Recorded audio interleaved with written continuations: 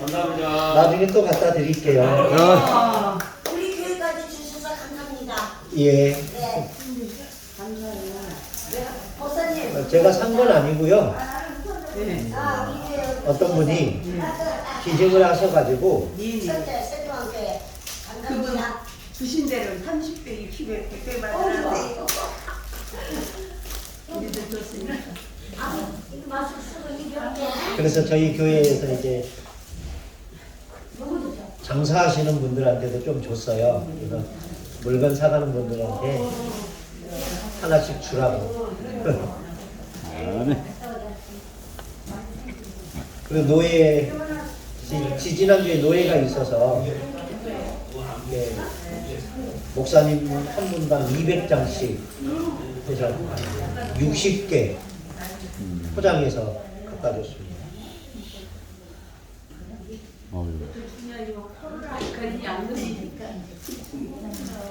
이 물질은 풀면 풀수록 또 생기고 이게 아주 예. 또 풀지 않으면 그걸로 끝나는 거 참 신기하네. 종이를 준비하려 이것은 안 쓰고 가는데 오다가 이를 가리켜서 들어왔다. 자, 시작하겠습니다. 기독교적 인간은 세 부분으로 볼 수 있습니다. 창조된 인간. 두 번째는 죄 아래에 있는 인간, 타락한 인간. 세 번째, 지금 이 시간부터 할 건 뭡니까? 은혜 안에 구원받아야 할 인간. 그래서 이제 은혜의 약속 가운데 있는 인간. 창조된 인간, 타락한 인간. 그리고 구원의 은혜 안에 있는 인간. 구원받을 인간. 인간은 그렇게 세 부분으로 이제 나누어 볼 수 있다. 구원받은 인간요? 예. 이제 지금부터 할 겁니다. 예. 47페이지. 좋아요. 3. 타락한 인간을 향한 하나님의 구원의 역사. 타락한 인간을 향한 하나님의 구초적인 프로젝트가 어디에 있을까요? 구원. 그러니까 그 구원의 프로젝트를 어디에다 명시해 놓았을까? 십자가요? 성경에 있다는 거예요, 성경. 제가 그래서 아까 은혜 가운데도 일반 은혜가 있고 특별 은혜가 있다. 계시.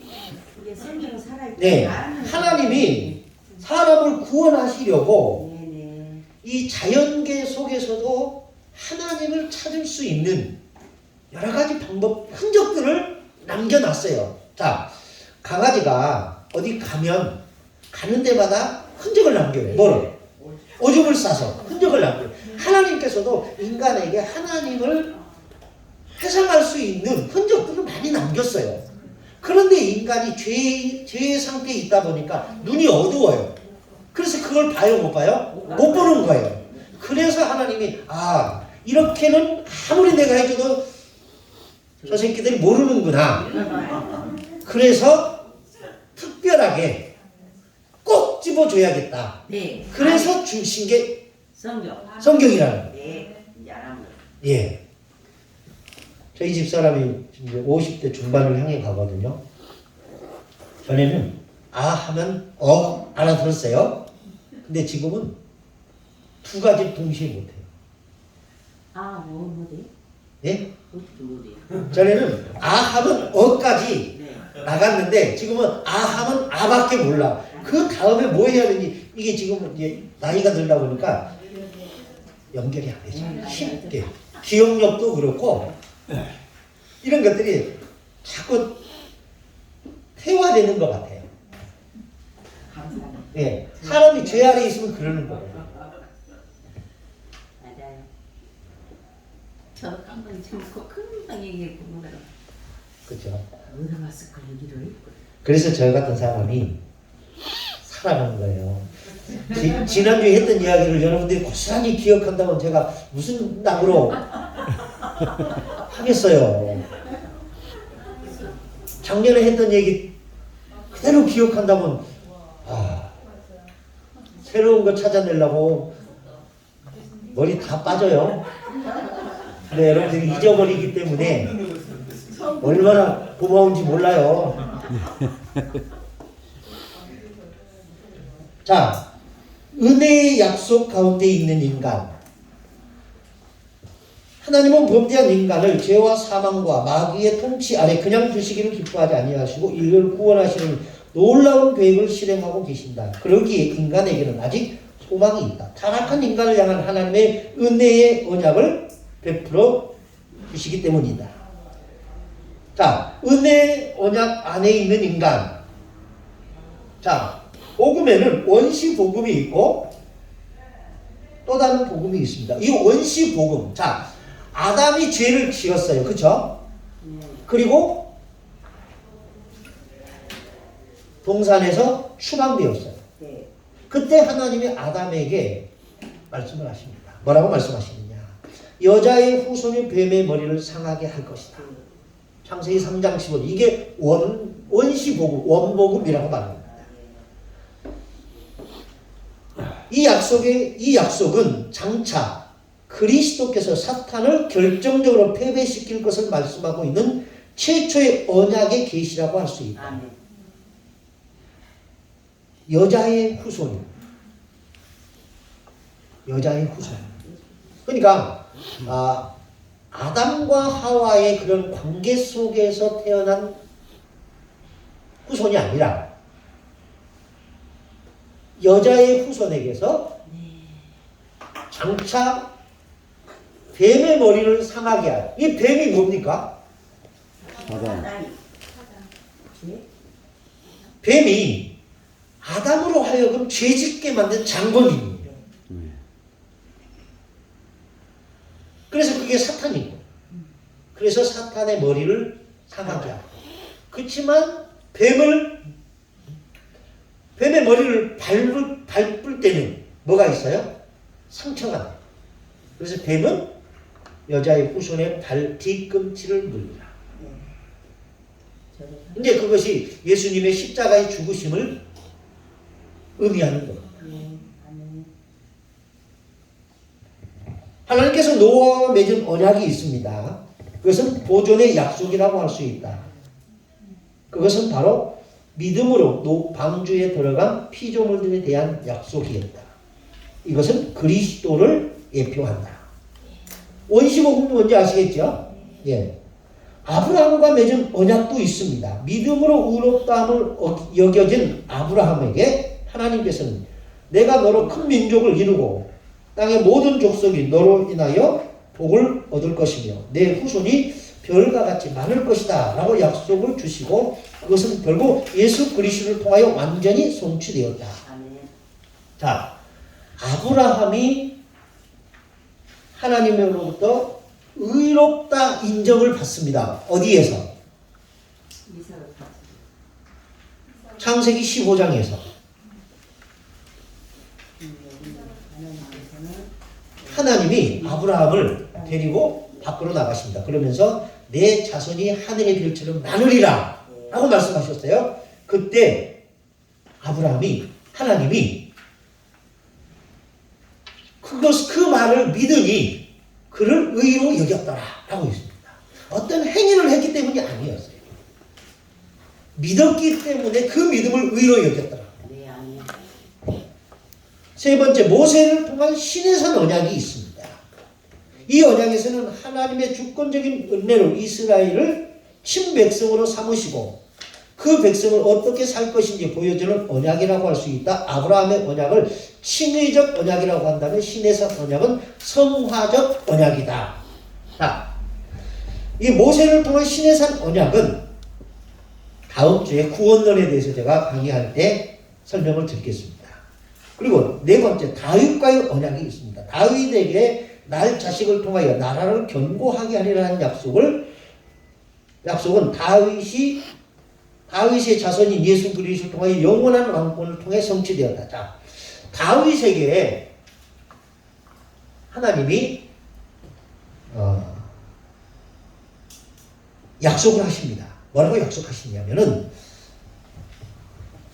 내가 사울에게서 그 왕권을 빼앗아 너에게 준 것처럼 너에게서는 내가 왕권을 빼앗지 아니하고 너의 왕위가 영원하리라. 이 약속을 하셨어요. 이 약속을 언제 하셨을까요? 그냥 무턱대고 했을까?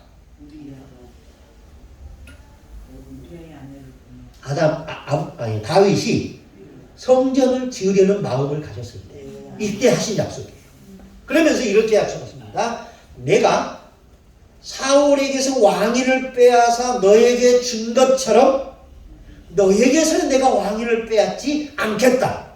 그리고 너의 왕위를 영원히 계속하게 하겠다.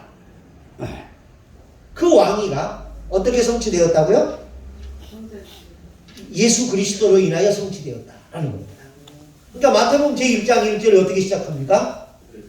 아브라함과 다윗의 자손 예수 그리스도의 세계라. 그렇게 시작합니다.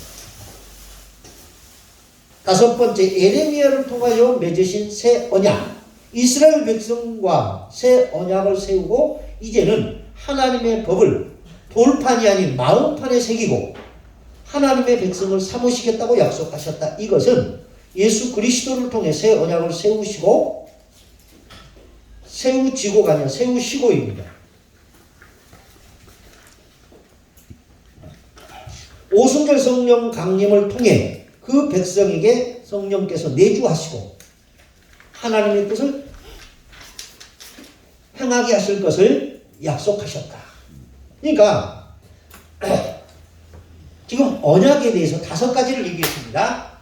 원복음, 그 다음에 노아와 맺은 언약, 그 다음에 다윗과 맺은 언약, 그 다음에 모세를 통한 언약, 다윗을 통한 언약, 그 다음에 에레미야를 통한 언약인데 이 언약들의 총체가 에레미야를 통한 언약에서 구체적으로 보여진다는 거예요.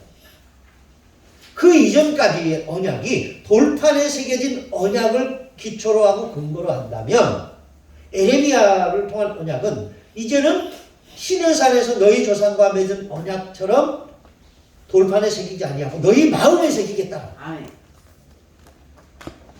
그러면서 돌판에 새긴 이 언약, 시내산 언약은 그냥 언약이 아니라 하나님과 이스라엘 백성 사이의 결혼이었어요.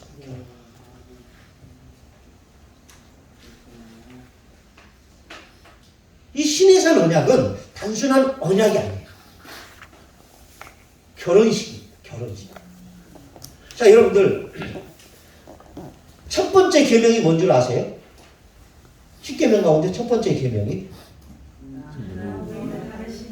하나님을 나 외에 다른 신을 너희에게 두지 말라. 이 말이 결혼 언약이에요. 이 말을 남자는 이렇게 바꾸십시오. 나 외에 다른 여자를 내게 두지 말라. 말이 돼요, 안 돼요? 돼요. 여자는 이렇게 해보십시오. 나 외에 다른 남자를 다른 남자는 여자는 나 외에 다른 여자를 내게 두지 말라. 나 외에 다른 신을 내게 두지 말라. 말이 돼요, 안 돼요? 돼요. 그러면 하나님은 왜 이런 요구를 했을까요? 하나님은 이스라엘과 너와 내가 지금 뭐 하고 있다? 결혼했다라는 얘기를 하고 있는 거예요. 그럼 이 결혼이라는 얘기가 제가 지어낸 얘기냐? 그게 아니에요. 한번 보실래요? 에레미야 31장. 에레미야가 그렇게 얘기해요.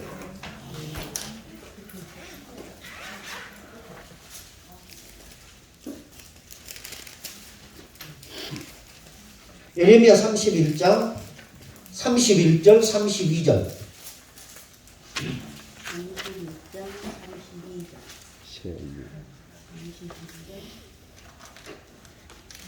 31절부터 32절까지 시작. 여호와의 말씀이니라. 보라, 날이 이르리니 내가 이스라엘 집과 유다 집에 새 언약을 맺겠다. 예, 이스라엘 집과 유다 집에 새 언약을 맺겠다. 새 언약을 얘기하고 있습니다. 32절. 이 언약은 내가 그들의 조상들의 손을 잡고 애굽 땅에서 인도하여 내던 날에 맺은 것과 예, 이 언약은 내가 그들의 조상들의 손을 잡고 애굽 땅에서 인도하여 내던 날에 그들과 맺은 언약과 같지 않다. 네. 네. 이 언약이 무슨 언약입니까? 애굽 땅에서 그들의 조상들을 손잡고 끌어내서 맺은 언약. 이 언약이 무슨 언약이에요? 이게 신의 산 언약이에요. 무슨 말인지 아시겠죠? 그 언약과 같지 않을 것이다 하는 얘기예요. 새 언약은. 그러니까 이 말은 새 언약은 내가 애굽 땅에서 그들의 조상들의 손을 이끌고 나올 때 맺은 언약인데 그 언약은 어디에 새겨졌다? 돌판에 새겨졌다.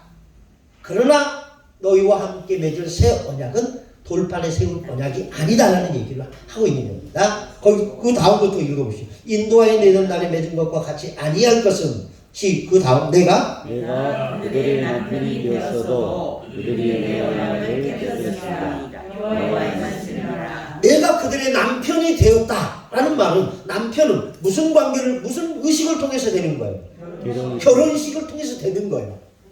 이 신의 산 언약을 통해서 이스라엘 백성들과 하나님이 뭘 했어요? 결혼했어요. 그래서 이스라엘 백성들에게 나는 너희의 남편이 되고 너희는 나의 뭐가 되라? 신부가 되라. 그러면서 그 신부에게 하나님이 요구하신 겁니다. 너는 나 외에 다른 신을 두지 말라. 정당한 요구예요? 정당하지 않은 요구예요? 정당한 요구예요. 자, 근데 이걸 돌려보십시오. 결혼하지 않은 청춘 남자가 있습니다. 결혼하지 않았어요? 사귀지도 않아요. 근데 내가 마음에 들어 저 여자가. 근데 그 여자에게 딱 가서 너는 나 외에 다른 남자 만나면 안 돼. 이러면 말 돼요, 안 돼요? 안 돼요. 이 새끼 미쳤네? 이런 거.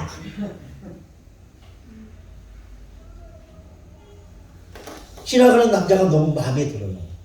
아, 저 남자 내 거 만들고 싶어. 그래서 딱 가서 첫 마디가 내가 당신 마음에 들어. 그러니까 당신은 다른 여자 눈 주지 마. 이러면 뭐라고 하고 있어요? 그게 미친 게 아니야. 이런 거예요. 근데 결혼한 사람에게 너는 다른 남자에게 눈 주면 안 돼. 그러면 말이 돼요, 안 돼요? 되죠. 그게 호세아의 내용이에요. 호세아에게 뭐라고 말해요? 너는 음탕한 여자를 데리고 만나서 결혼하라. 그리고 나서 결혼하면서 뭐라고 그래요? 다른 남자에게 눈을 두지 마라. 나도 너에게 그리하겠노라. 뭐 했기 때문에? 결혼했기 때문에. 아무리 그 여자가 과거가 휘황찬란하고 개판이었어도 결혼 딱 하고 나면 청산해야 되는 거예요.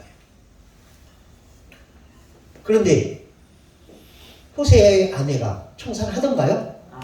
자식 둘셋 낳고도 나가요. 그럼 하나님이 뭐라 그래요? 그래, 가서 잘 살게 내버렸더라. 그래요? 아니에요. 호세아가 돈 싸질러주고 가서 그 여자를 찾아와요. 돈 싸질러주고 찾아가서 그를 데려온다는 것은 대가를 지불한다. 그게 그리스도의 십자가의 죽으심입니다. 그러니까 이 신의 산 언약은 그냥 언약이 아니라 이스라엘 백성들과 하나님이 뭐 하는 거예요? 결혼하는 거예요. 그 얘기를 다음 주에 제가 리얼하게 해드리겠습니다.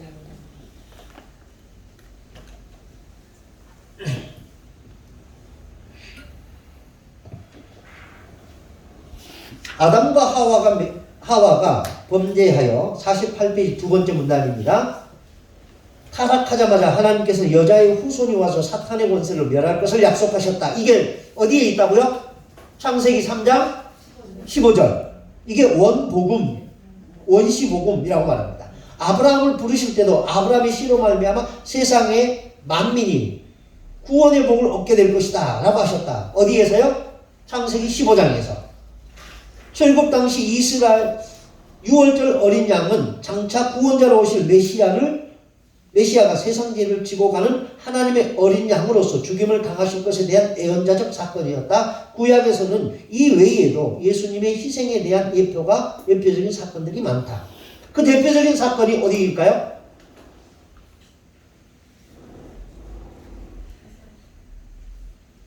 민수기 21장. 광야에서 모세를 통하여 달린 노뱀 사건. 이런 것들이 대표적인 그런 예수님의 희생제사에 대한 예표다라는 겁니다. 그리고 선지자들의 시대가 되면서 메시아에 대한 예언들이 더 구체적으로 주어졌다. 처녀가 잉태하여 아들을 낳을 것이요 그 이름을 임마누엘이라 하리라. 임마누엘이라 하리라. 임마누엘 무슨 뜻입니까? 하나님이 우리와 함께 하시다. 그러면 구원의 의미는 뭘까? 그렇죠? 구원의 의미는 하나님과 동행이에요. 어떤 장소적 의미에 옮긴다 이런 의미가 아니라 하나님과 동행이에요. 그 얘기를 다음에 하겠습니다.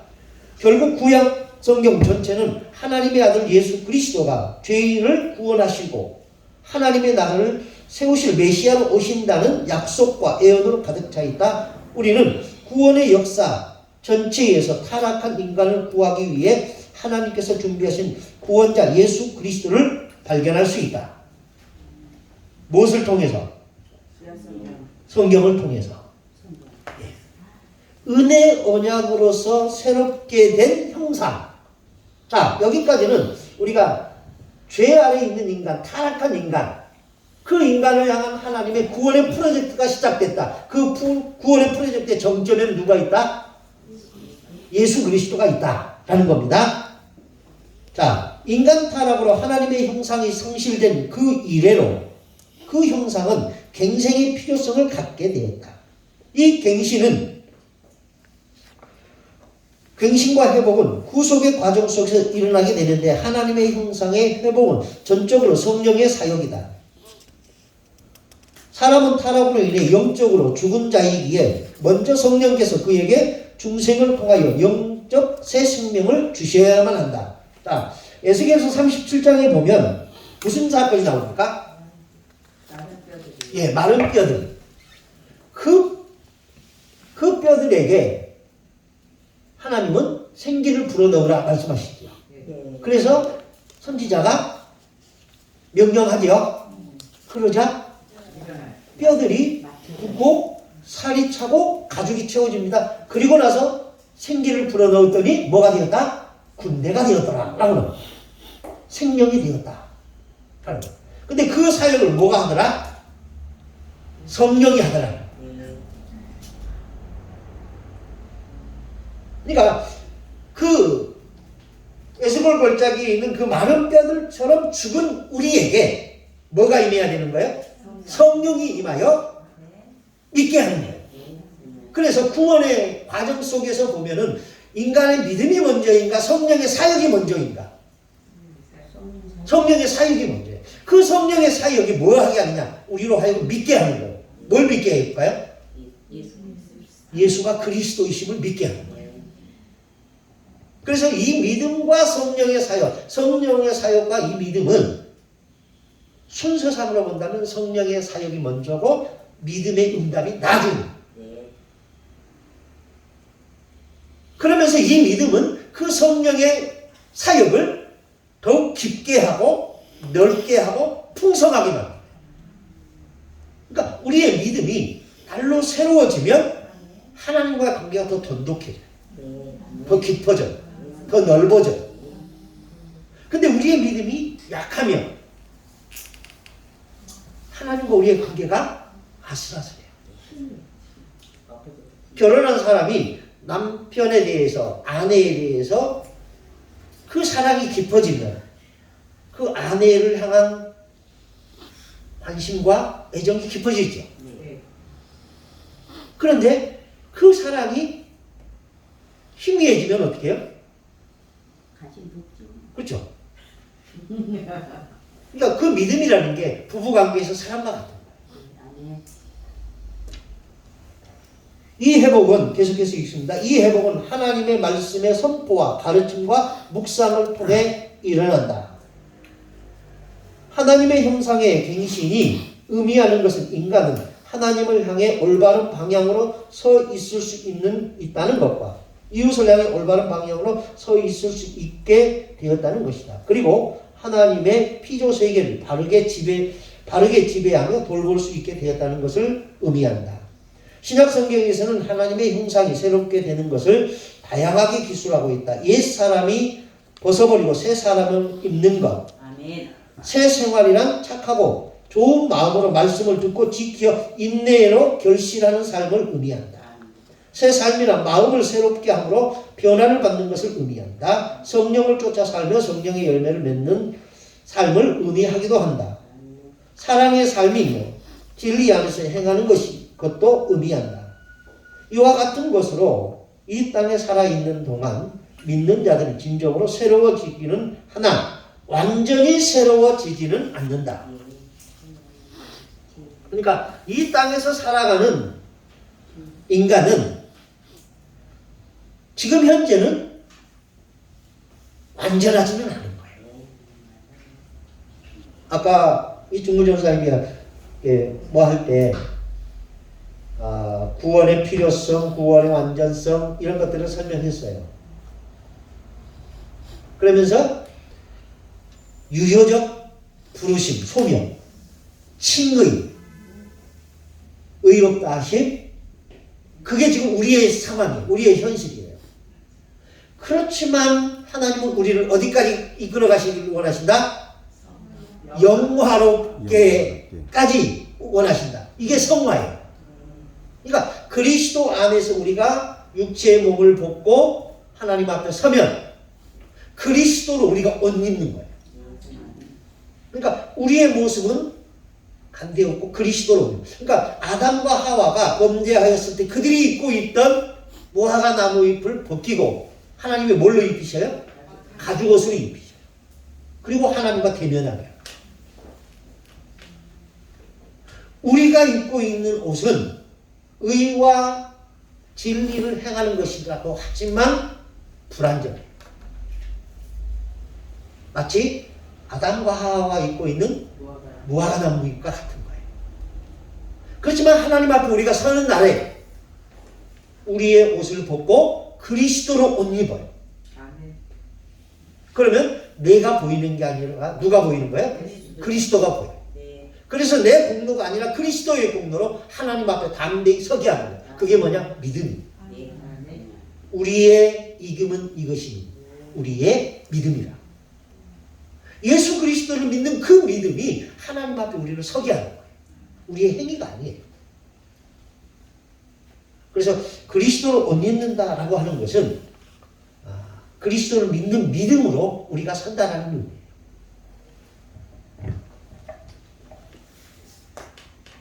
48페이지 마지막 줄 완전케 된 형상 하나님의 형상의 종국적 완성은 그의 구속받는 백성을 향한 하나님의 계획의 절정이다. 로마서 8장 29절 한번 보실래요? 칼빈의 구원론의 핵심이 로마서 8장 29절과 30절입니다.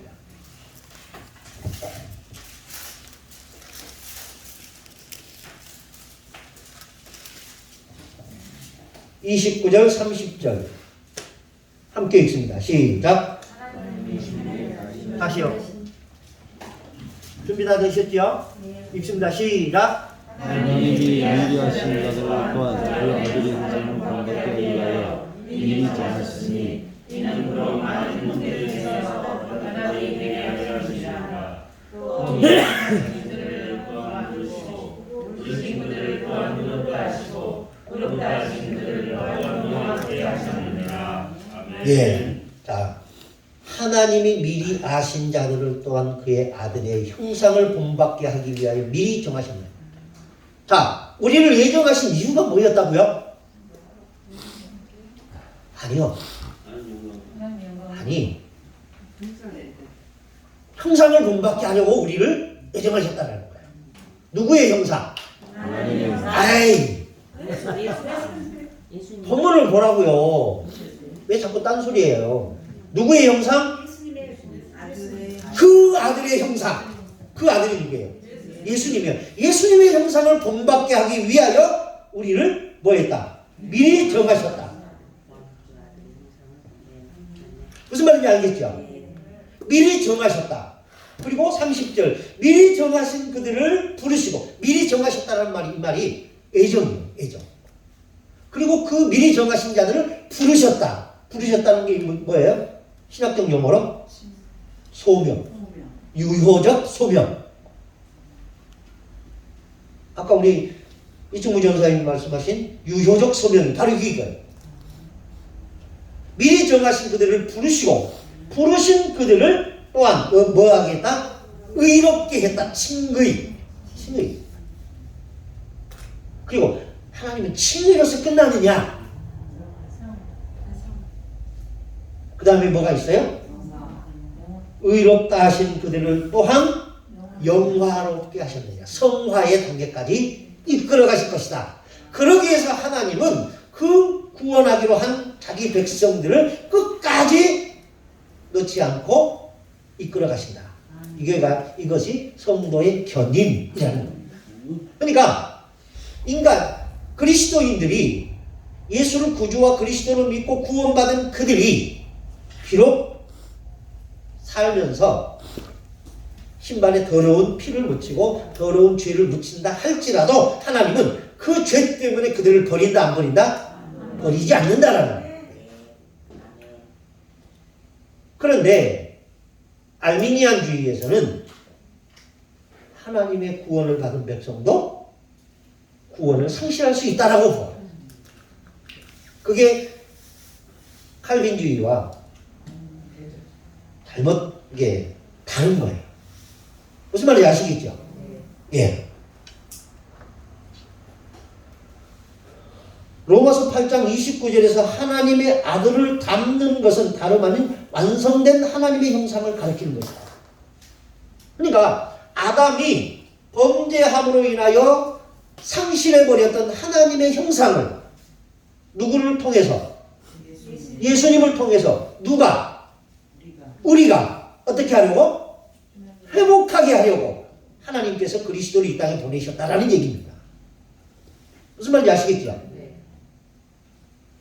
기독론적 인간관의 최상을 보려면 최초에 창조되었을 때 인간으로 돌아가서는 안 된다. 오히려 미래의 세계에 되어질 그 인간에게로 돌아가야 한다. 왜냐하면 그리스도께서는 그 구원의 사역을 통해 타락 이전의 아담보다 더 높은 곳으로 우리를 인도하시기 때문이다. 아담은 죄를 짓지 않을 수도 따라서 죽지 않을 수도 있는 존재였으나 영화롭게 된 성도들은 죄를 지을 수도 없고 따라서 죽을 수도 없는 존재들로 변화된 것이다. 이해되십니까? 어려워요? 말이? 아니요. 근데 네. 저희가 어떤 선택적인 그런 잘못된 걸 선택하지 않는 한은 네. 이 모든 것들이 저희의 의하고는 상관없이 하나님이 그렇게 이끌어 가신다는 말씀인 것 같이 느껴져요. 우리가 아무리 큰 죄를 지어도 하나님의 구원에는 영향력이 없어요. 물론 그 죄에 대한 책임은 져야 되겠죠. 죄책은 있습니다. 그렇다고 그 죄 때문에 하나님의 구원이 상실되거나 말소되느냐? 그렇지는 않다라는 겁니다. 모든 이런 구원의 여정이 이 성화까지가 모두 은혜로 정말 되는 게 우리는 이제 자칫 꼭 저희가 우리의 열심이나 이런 게 따라야 된다고 이렇게 생각을 들잖아요. 근데 아니라는 게 정말 은혜롭습니다. 그래서 이 개혁주의 신학에는 그런 비판을 받기도 합니다. 그리스도인 한 번 구원받은 사람은 하나님께서 절대로 놓지 않는다. 이 교리가 우리로 하여금 방임하게 하고 게으른 신자를 만들지 않을까? 충분히 그럴 수 있죠. 구원받았으니까 나는 어떻게 살아도 상관없지 않느냐라고 생각하는 사람들이 있을 수 있지요. 그런데 진짜로 구원받은 사람은 그렇게 살지 않는다는 거예요. 왜? 아멘. 성령이 그렇게 놔두지 않는다라는 거예요. 근데 그 성령의 사역을 빼버리니까 인간만 남으면 그렇게 될 수 있지요. 그렇지만 인간이 아닌 성령이 우리를 그렇게 내버려 두지는 않는다. 그래서 성경은 뭐라고 말씀하시느냐? 죄를 지은 사람에게 하나님은 자꾸 진노의 채찍을 드십니다. 그러면서 로마서에 뭐라고 말씀하시느냐? 책망을 받지 않는 자식은 사생자라. 그러니까 여러분들이 하고 싶은 대로 마음대로 해보십시오. 그런데도 하나님이 눈 하나 깜빡 안 하고 여러분들이 하고 싶은 대로 내두신다. 그러면 여러분 버림받은 자예요. 택함 받은 자가 아니었다는 거예요. 근데 반드시 택함을 받은 사람은 하나님의 징계가 있습니다. 그래서 고난은 선물이다. 내 자식이 밤늦게 술 처마시고 그렇게 하면 놔두겠어요? 금쪽 같은 자식이라도 두들겨 패서라도 고치겠죠. 왜? 부모니까요. 그런데 그렇게 술 쳐드시고 온갖 짓을 다 해도 그냥 지나가는 사람이 있어요. 예. 옆집 아저씨는 그냥 지나가요. 하나님의 자기 백성이라면 절대로 그렇게 놔두지 않는다. 그러니까 이상한 사람들이 이야기하는 것에 너무 귀 기울이지 마십시오. 자, 기독교적 인간론 고찰을 마무리하면서 첫째, 우리는 인간을 볼 때 항상 미래적 견지에서 바라보아야 한다. 이 말은 무슨 말이냐면요. 과거에 너 이랬어. 이런 거 과거적 시점이나 오늘 온전하지 않아. 이런 모습으로 보지 말고 예수 그리스도의 형상을 닮아서 하나님 앞에 서게 된 그 인간을 보라라는 겁니다. 무슨 말인지 아시겠어요? 예. 성경은 그리스도 안에 있는 자들의 미래를 영화롭게 된 부활의 몸, 다시 말해서 완전하게 된 하나님의 형상의 영원한 생명이라고 분명히 가르치고 있다. 그러나 동시에 바로 그 성경이 그리스도를 배척하고 회개치 않으며 불신함으로 하나님에 대해 계속적으로 반항 속에 살아가는 자들의 미래는 영원한 형벌이라는 것을 가르치고 있다. 무슨 말인지 아시겠죠? 예. 그러므로 우리는 이러한 종말론적 빛 아래서 그리스도 안에 있는 우리 자신들과 그리고 또 다른 사람들과 어울려 살아야 한다. 두 번째, 남자와 여자가 함께 합쳐져서 하나님의 형상을 이룬다는 사실이다. 성경은 남자 홀로 혹은 여자 홀로 하나님의 형상이 될 수 없다는 것을 말한다. 남자와 여자인 사람은 서로 교제를 통하여 하나님의 형상을 비출 수 있다. 그래서 바울이 이런 얘기를 합니다. 믿는 여자에게 믿지 않은 남자가 있어서 그 남자가 갈라서고자 한다면 갈라서게 하라. 그러나 그가 살고자 한다면 살게 하라. 누가 알겠느냐? 그 여자의 거룩한 행실을 보고 그가 구원을 얻을지 누가 알겠느냐? 무슨 말인지 알겠죠? 또 믿는 남자에게 믿지 않은 여자가 있다. 그 여자가 갈라서기를 원한다면 갈라서게 하라. 그러나 함께 살고자 하거든 살게 하라. 그 남자의 거룩한 행실로 말미암아 그가 구원 얻을지 누가 알겠느냐. 그러면서 바울이 또 이렇게도 말합니다. 나는 유대인, 나는 율법 아래 있는 자가 아니라 율법 아래 있는 자처럼 행하는 것은 율법 아래 있는 자들을 구원하기 위함이요. 내가 율법이 없는 자가 아니라 율법이 있는 자이지만 율법 없는 자처럼 행하는 것은 율법 없는 자들 가운데 몇을 구하고자 합니다. 무슨 의미인지 아시겠죠? 네. 그러니까 여러분 자신만을 위해서 사는 존재가 절대로 아니라는 거예요. 여러분은 누군가에게 그리스도의 형상을 비춰주는 거울이 되어야 된다. 그 거울 가운데 가장 먼저 비춰줘야 할 대상이 여러분의 가족이라는 거예요. 근데 어떤 목사님은 자식들이 교회를 안 나오고요. 어떤 목사님은 부모님이 교회를 안 나오고요. 그런 분들이 계셔요. 얼마나 힘드시겠어요. 내가 그분들을 비난하려고 하는 게 아니라 그 목회가 얼마나 힘들겠어요. 얼마나 외롭겠어요. 언제나 또 나오겠죠. 그렇죠. 그게 언젠가 나와요. 저희도 20년 만에 온 가족이 예수 믿게 됐어요. 결코 짧은 게 아니었어요. 할렐루야. 20년이었습니다. 20년. 저희 장인어른도 23년 만에 예수 믿고 천당 가고 돌아가셨어요. 할렐루야. 그러니까 그리스도인들은 그 한 사람을 위해서 인생을 거는 거예요. 그러니까 여러분들 교회 큰 것 좋지요. 근데 큰 거 아니어도 상관없어요. 정말 그 몇 사람을 위해서 인생을 걸 수 있는 사람이면 돼요.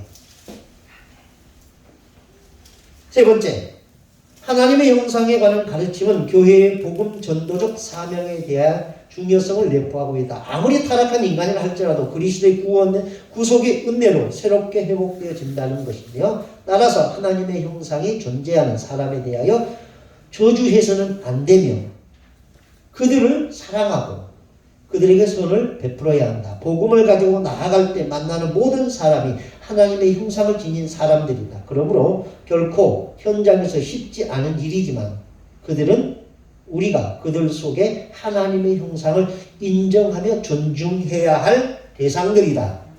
아무리 지금은 개차반처럼 살고 있다 할지라도 그들은 하나님의 형상으로 지음받은 사람들이라는 것을 기억하면서 그런 사람들을 존대해야 한다는 거예요.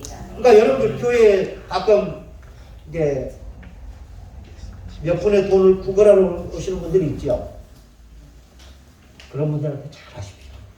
아멘. 정말 잘하십시오. 어떤 분이 지금은 그분이 안 오셔요. 안 온 지 한 두 달이 됐는데 저희 교회는 그런 분들이 굉장히 많이 오셨거든요. 그래서 제가 물었어요. 왜 우리처럼 작은 교회 오냐고 좀 큰 교회로 가시지. 농담 삼아서. 잘 주셨나 보죠. 그랬더니 그분이 뭐라고 하냐면요. 여기 오면 인간 대접을 받습니다. 네. 그게 무슨 말이세요? 그랬더니 저희 오면 꼭 봉투에 담아져 드리거든요. 그리고 꼭 하는 말. 다음에 또 오세요. 이 얘기를 해요. 근데 그분이 이런 말을 해요. 왜 큰 교회 안 가봤겠어요? 그래요. 뭐 큰 교회 가면은 어떠는데요? 그분이 그래요. 저기 500원짜리 있으니까 그거 들고 가세요. 그래요.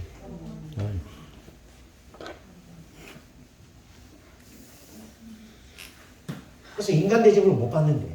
돌아가셨어요. 그분이 그런 말을 해요. 우리가 많이 준 것도 아니에요. 한 3,000원에서 5,000원 정도 드리거든요. 근데 그것 받고 가시면서요. 5-6번 인사해요. 고맙습니다. 고맙습니다. 다음에 또 오세요. 그러면 아이고 고맙습니다. 또 올게요. 진짜 또 와요. 갔을까요? 예? 그분 가셨을까? 예. 그렇게 드리고 나면 참 기분이 좋아요. 그러니까 우리 교회 아이들이 교회 안 다니는 지네 아빠한테 가서 그랬대요.